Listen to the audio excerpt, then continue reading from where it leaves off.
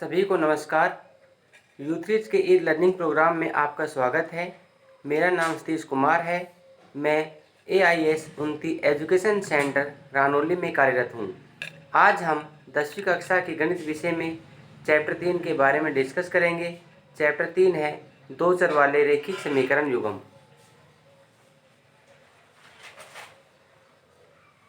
तो इस चैप्टर के दो चर वाले रैखिक समीकरण युग्म में सबसे पहले हम चर के बारे में डिस्कस करेंगे। चर कोई भी अल्फाबेट ABCXY जड़ होता है। चर एक अज्ञात संख्या होती है जो हमें पता नहीं होता है कि इसकी वैल्यू कितनी होती है। अचर कोई भी नंबर 1 2 3 4 5 6 आगे तक अनगिनत आप ऐसे बढ़ते रहेंगे।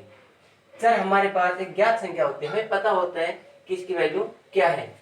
इसके बाद है रैखिक समीकरण। बात आती है रैखिक समीकरण किसे कहते हैं।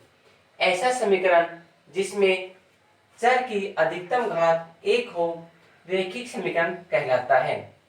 एक चर वाला रैखिक समीकरण, ये एक चर वाले भी होते हैं, दो चर वाले भी होते हैं। एक चर वाले रैखिक समीकरण की क्या पहचान है? उस समीकरण में एक चर होगा, मतलब अल्फाबेट का एक चर होगा, जैसे x जमा y बराबर 5 आदि और भी हो सकते हैं। दो चर वाले रैखिक समीकरण, ऐसा समीकरण इस रूप में होगा ax जमा by जमा c बराबर 0। इसमें एक बात का ध्यान रहे, a और b बराबर नहीं होना चाहिए 0 के। यदि ये बराबर 0 के होंगे तो इसमें एक चर कम हो जाएगा और ये एक चर वाला समीकरण बन जाएगा।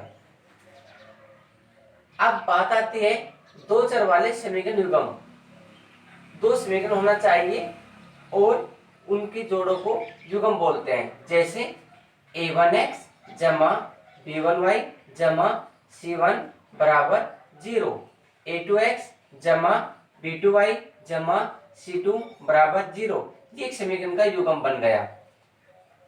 इसमें देखते हैं हम x y ये चर है, a b ये अचर संख्या है और c ये कोई नंबर है।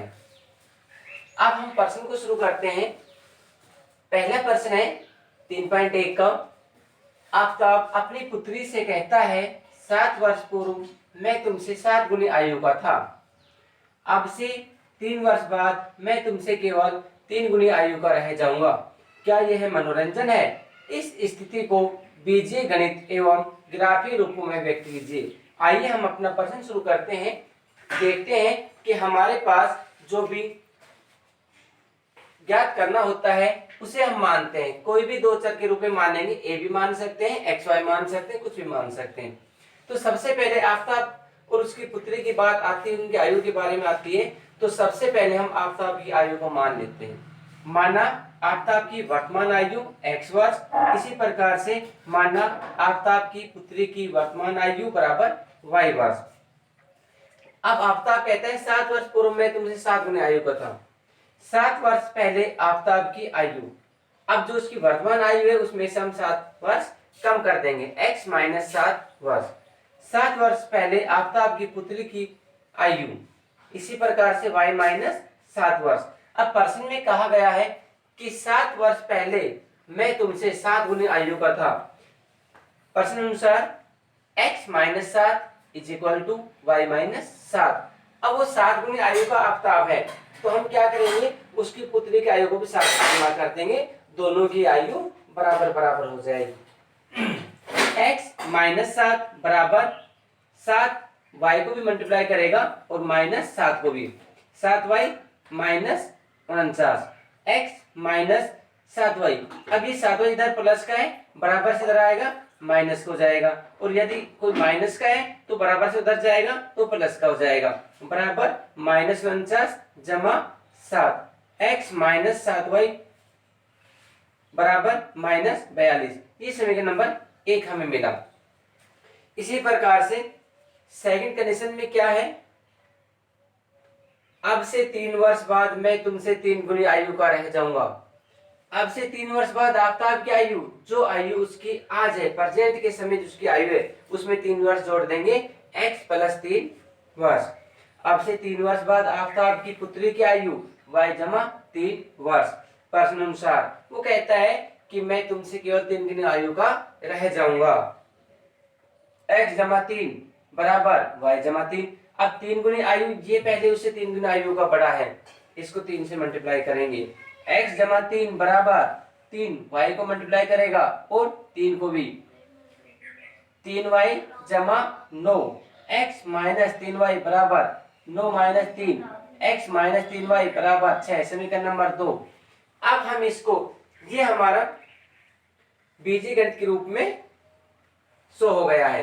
अब इसको हम करेंगे ग्राफीय रूप में व्यक्त। तो ग्राफ बनाने से पहले सबसे पहले हम जो समीकरण नंबर 1 है उसको लेते हैं। समीकरण नंबर 1 है हमारा x माइनस 7y बराबर माइनस 42।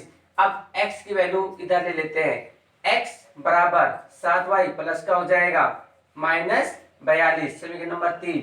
इसी प्रकार से ये काम करने के बाद हम क्या करते हैं, एक टेबल बनाते हैं जिसमें 8 कॉलम होते हैं, 4 कॉलम ऊपर की साइड, 4 कॉलम नीचे की साइड।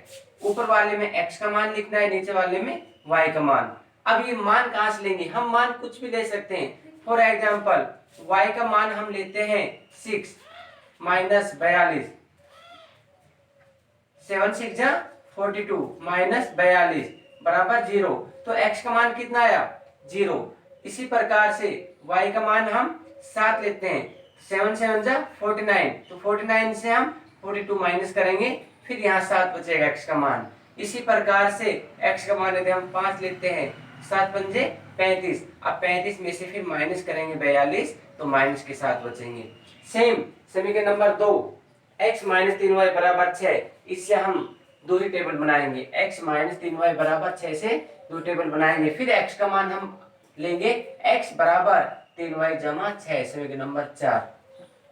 अब हम देखते हैं कि हमारे पास x की वैल्यू और y की वैल्यू कैसे आएगी। तो y की वैल्यू हम 3, y की जगह 0 जमा 6, ये 0 हो जाएगी इसकी वैल्यू जमा 6।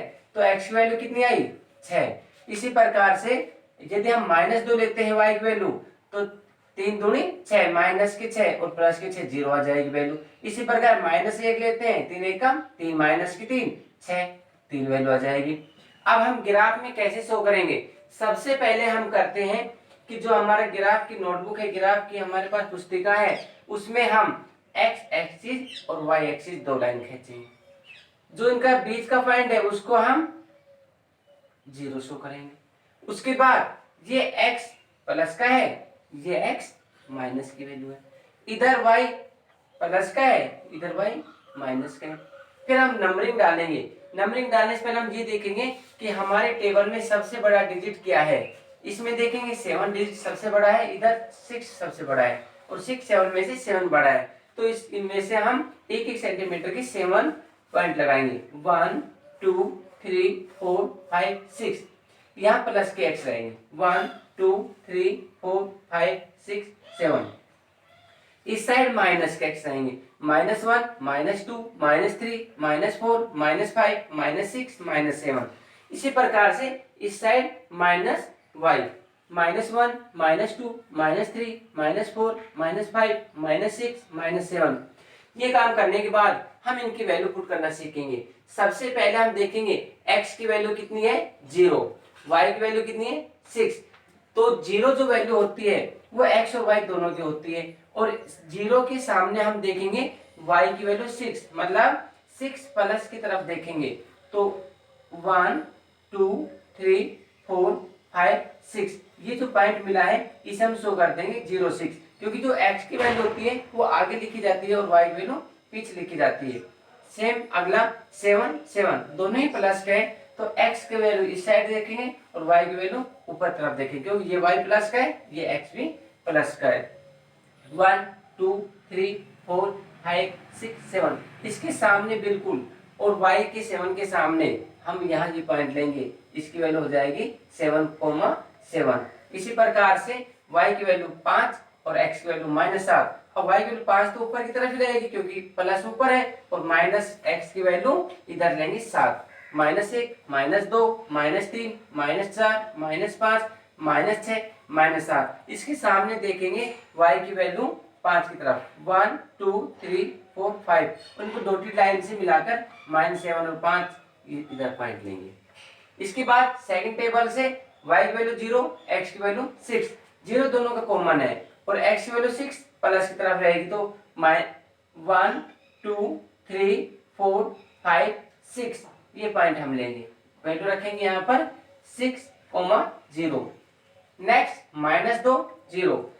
अब 0 किसकी वैल्यू है, x की है, और -2 किसकी है, y की है, तो -2 नीचे है, -1 -2, ये वाला पॉइंट 0, -2। नेक्स्ट -1 3, -1 किसकी वैल्यू है, y की है, नीचे देखेंगे, x किसकी है, 3 की, तो 1 2 3 और -1 के सामने ये वाला पॉइंट लेंगे। ये काम करने के बाद अपने स्केल से हम इसको, ये जो डॉटेड हमारे पॉइंट बने हुए हैं 1 2 3 1 2 3, इनको स्केल की सहायता से हम इनको बिल्कुल सीधी लाइन लगाएंगे, इसको भी सीधी लाइन लगाएंगे। इस प्रकार से ये मान हमारे ग्राफ में शो हो गया। धन्यवाद।